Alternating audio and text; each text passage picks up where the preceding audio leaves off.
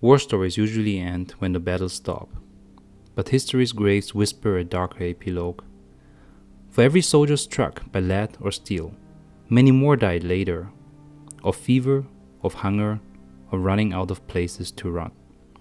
These are war's shadow casualties, victims claimed not in combat, but in what follows. In this video, we will look at the combat and non-combat deaths in history's bloodiest conflicts. Gettysburg, July 1863. Gunsmoke rose across Pennsylvania farmland as Union and Confederate lines clash. 3 days later, the fields fall quiet, but nearly 8,000 soldiers lie dead or dying, roughly a small town's population. Gettysburg was only one flash in a wider storm. Over 4 years, the American Civil War killed about 700,000 people, more than 87 times more than Gettysburg. 2/3 succumbed to disease rather than bullets. It remains the deadliest war ever fought on US soil, yet even it hints at a deeper pattern. The deadliest forces in war don't always carry weapons. On screen, each figure represents 8,000 lives, the same number of deaths in Gettysburg. We will separate them into combat deaths in orange and non-combat deaths in blue. It's a symbol to help us grasp the unimaginable.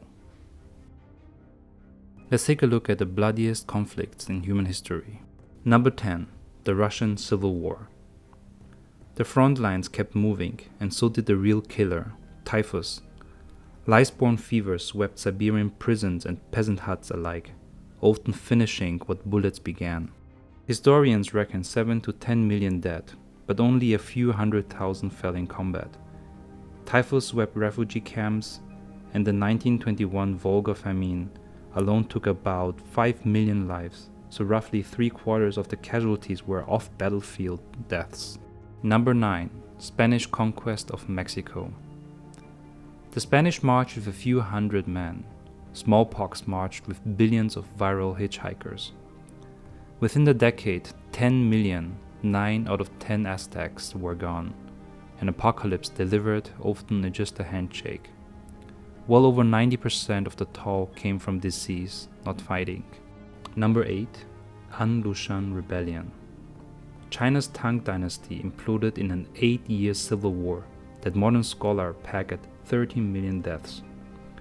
Battlefields were terrible, but famine, flight, and plague likely account for about 2/3 of the loss. Massacre was the main killer, yet ruined irrigation and scorched fields meant perhaps 1/3 died later of hunger and disease. Number 7. Conquest of Timor. Timor's armies practiced total war.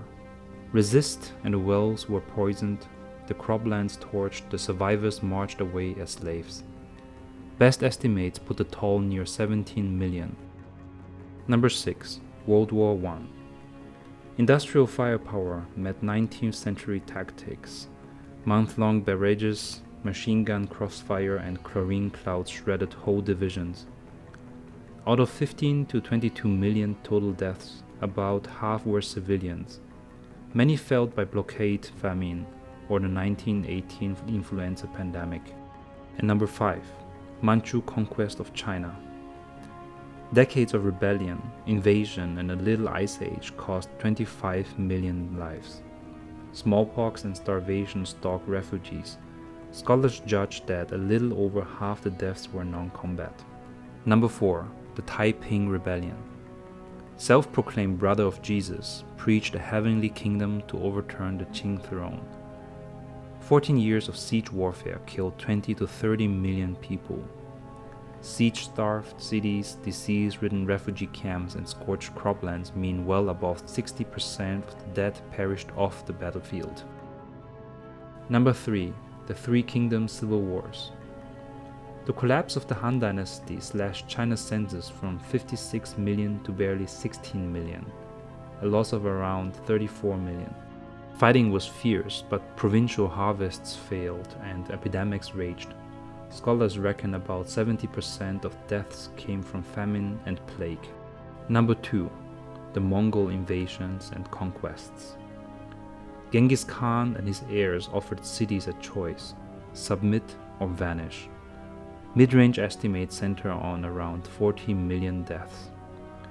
Roughly 1/3 followed later. Starvation and disease after irrigation networks and croplands lay in ashes.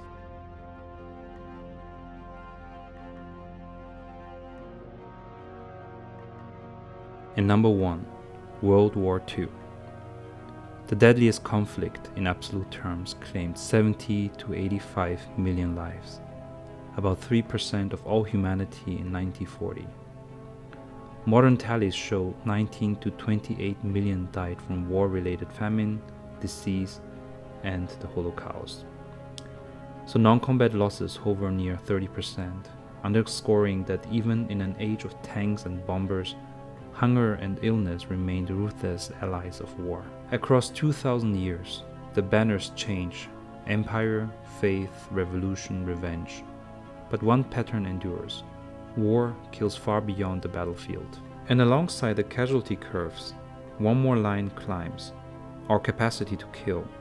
The Mongols needed weeks to destroy a city. In 1945, one bomber did it in seconds. Today, a similar trigger fits in a briefcase. Steel strikes first. Hunger, disease, and displacement finish the job. Where cities burn, harvests fail. Where walls crumble, epidemics spread. But another force grows with it: memory. Every figure we've counted is alive, stopped. To tally the cost is not morbid statistics. It's a warning, a responsibility. If we remember and count clearly, perhaps we won't need to count ever again.